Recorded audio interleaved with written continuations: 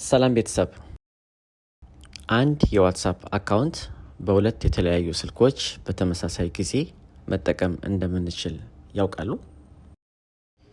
ይህንን ቪዲዮ አይተው እንደጨረሱ እንዴት መጠቀም እንዳለብዎ ይረዳሉ።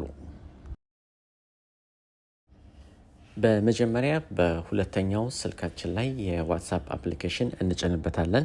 በመቀጠልም የመጀመሪያውን ስልካችንን የዋትስአፕ አካውንት እንከፍተዋለን። በመቀጠልም በምትመለከቱት መልኩ ከመጀመሪያው የዋትስአፕ አካውንታችን ላይ ከላይ የሶስት ነጠብጣቧን ተጭነን በመክፈት ሊንክ ዲቫይስ የሚለውን እንጫነውና እንከፍተዋለን። በመቀጠልም በተመሳሳይ መልኩ ከሁለተኛው ስልካችን ላይ ከላይ የሶስት ነጠብጣቦቹን ተጭነን በመክፈት የዲቫይሱን ኮድ ስካን ለማድረግ እናዘጋጀዋለን።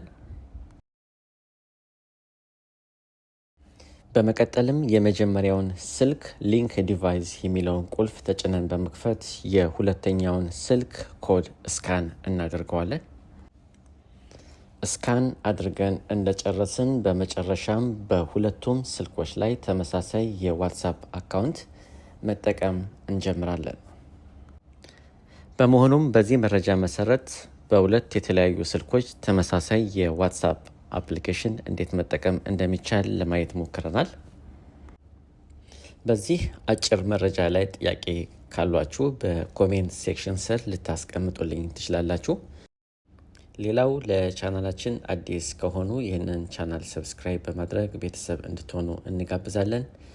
በተመሳሳይ መልኩ በሌላ መረጃ እስክንገናኝ ድረስ ቸርን ሰንብት።